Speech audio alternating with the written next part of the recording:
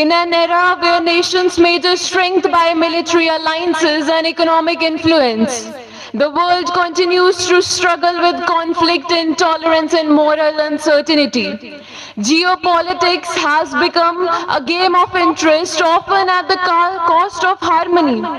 At such a time, the teachings of Swami Vivekananda challenge us to rethink power not as a control over others, but as mastery over ourselves.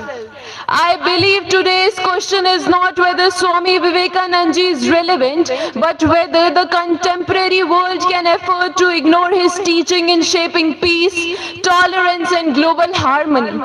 With this, a very good morning to everyone present over here. This is Ridhima Tikoo standing here to tell you that today's this discourse is not about history or spirituality alone, but about applying Vivekananda's vision to global peace, human dignity, and responsible international conduct. Swami Vivekananda ji believed that politics without spirituality becomes exploitative. He argued that true governance must be rooted in human dignity, compassion, and moral responsibility, not just power or profit. During COVID-19, India resumed the export of vaccine even after domestic demands, recognizing the fact that global immunization was essential to prevent new variants from entering into India. This reflects humanity over narrow nationalism, exactly what Swami Vivekananda ji preached. Swami Vivekananda advocated that the world is one family, rejecting racial, religious, or national hatred. This theory promotes global cooperation over civilizational conflicts. India's One Earth, One Family, One Future approach during G20 meet in 2023 aligns directly with Vivekananda's vision of inclusive global governance. Unlike Western realism, which prioritized forces, Vivekananda believed that moral authority and ethical conduct give nations lasting power.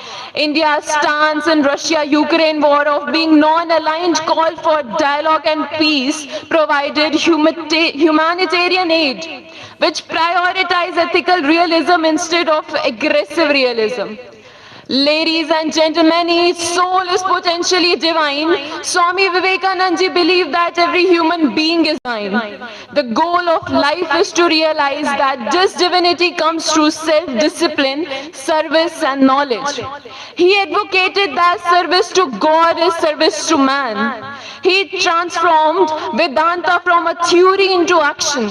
Spirituality, according to him, is not escaping the world but serving humanity. Vivekananda ji believed that all religions lead to save truth. He rejected weakness in all forms, either physical, mental, or moral. For him, strength was the foundation of character and nation building.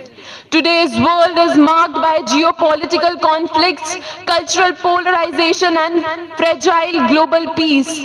While nations compete for supremacy, humanity seems to be losing its moral.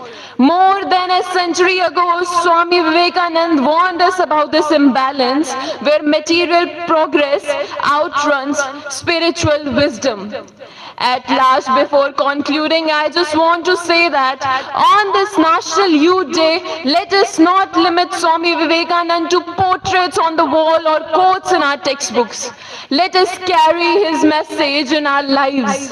If each one of us decides to rise above selfishness, to stand for truth and to work for the last and the least in the society, we will not only transform our lives but also our beloved nation. As Swamiji's words continue to echo through time, let us rise, awake, and stop not till the goal is reached, and make our youth, our country, and the world worthy of his vision. With this, thank you and have a marvelous day.